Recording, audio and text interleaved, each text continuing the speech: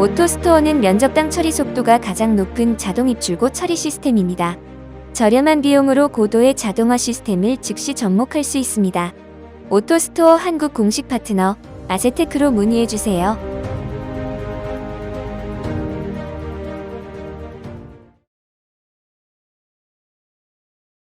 오늘은 한국의 전통적인 종합물류기업인 세방과 동방 두 기업을 알아보겠습니다. 두 기업은 한국을 대표하는 전통 물류기업인데요. 동방은 1957년 동방운수로 설립됐고 세방은 1965년 세방기업 주식회사로 설립됐습니다. 두 기업은 전국에 걸친 물류 네트워크를 구축하고 있으며 화물운송, 항만하역, 보관 등을 핵심 사업으로 영위하고 있습니다. 올해 상반기 사업 부문별 매출액을 보면 두 기업 모두 화물운송 부문의 매출액 비중이 가장 높고 항만하역이 그 뒤를 잇고 있습니다. 화물 운송과 항만하역 합산 매출 비중이 80%를 넘는군요. 네, 두 사업의 비중이 전체 매출액에서 차지하는 비중이 상당히 높습니다. 지금 보시는 자료는 2005년 세방의 사업 부문별 매출액 비중을 정리한 내용인데요. 항만하역 부문이 42%로 가장 높고 화물운송 40.2%, 보관 10%, 건설 7.8% 순으로 집계됩니다. 동방의 사업 부문별 매출 비중도 2008년 기준 항만하역 34.9%, 화물운송 34.1%, 선박운송 20.9%, 기타 10.1% 순으로 항만하역 부문이 차지하는 비중이 높습니다. 그런데 두 기업 모두 화물운송과 항만하역 사업을 중심으로 성장했던 흐름이 최근 몇 년 사이 붕괴되는 조짐을 보이고 있습니다. 세방의 사업 보고서를 보면 항만하역 부문 매출액은 2018년 1,821억 원, 2019년 1,747억 원, 2020년 1,618억 원으로 매년 감소하는 흐름을 보이고 있습니다. 같은 기간 화물운송 매출액 증가율은 2%대에 그쳐 성장이 둔화되는 모습입니다. 동방 또한 2019년 항만하역 매출액이 1,973억 원에서 2020년 1,971억 원으로 역성장으로 전환됐고 선박운송은 20.3% 감소해 전체 합산 매출이 6.4% 줄었습니다. 두 기업 모두 굉장히 비슷한 사업 구조로 닮아 있네요. 올해 상반기 실적도 궁금하네요.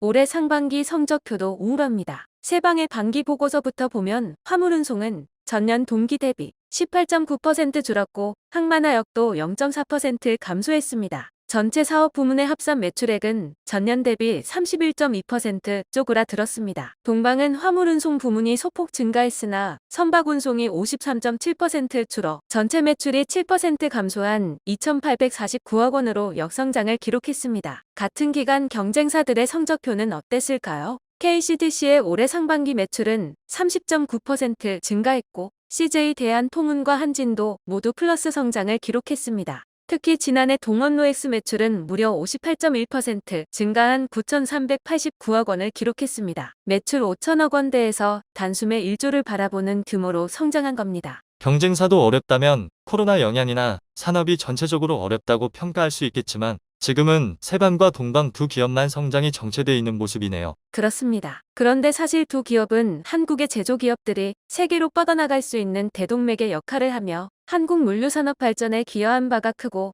전국을 아우르는 네트워크를 확보하고 있습니다. 세방은 약 250대의 트랙터와 870여 대의 트레일러를 보유하고 있으며 전국 14개 운송 거점을 통해 수출입 컨테이너 화물을 운송하고 있습니다. 그 외에도 국내에 12개 항만에서 벌크 화물을 하역하고 있으며 100대 이상의 하역 장비를 보유하고 있습니다.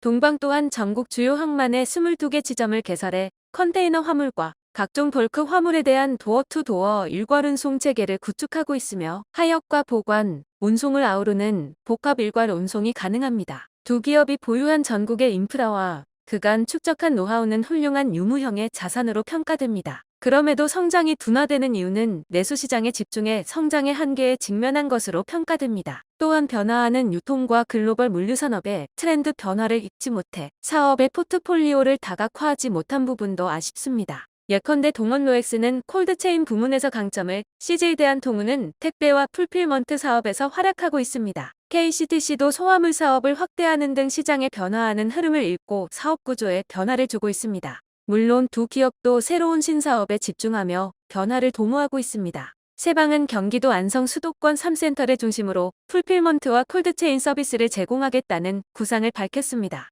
동시에 세방은 인성 데이터와 함께 컨테이너 운송 전용 디지털 플랫폼 컴코를 시장에 출시하는 등 신사업 진출에 속도를 내는 모습입니다. 또한 업계 관계자에 따르면 세방은 몇 해 전 풀필먼트 업체 인수까지 고려할 정도로 사업 확장에 갈증을 느끼는 것으로 생각됩니다. 카카오는 최근 화물 주선 면허를 인수하며 화물 운송 시장에 본격적인 진출을 알렸습니다. 물류 스타트업 로지스팟이나 SK텔레콤의 자회사인 팀앤모빌리티도 IT 기술을 중심으로 전통 물류 기업들의 입지를 위협하고 있습니다. 사업의 경계가 없어지는 빅블러의 시대. 동방과 세방이 연결한 물류의 대동맥은 누구도 쉽게 만들 수 없는 강점임이 확실합니다. 그러한 대동맥을 중심으로 전 세계와 국가 물류의 실핏줄을 연결하는 주역이 될 수 있지 않을까 싶습니다. 두 기업이 보유한 유형의 자산과 인프라를 강점으로 물류의 연결망을 강화하는 신사업에 나선다면 경쟁 우위에 설 수 있는 지점들이 많을 것 같네요. 최근 네이버가 자신들이 갖지 못한 부족한 약점을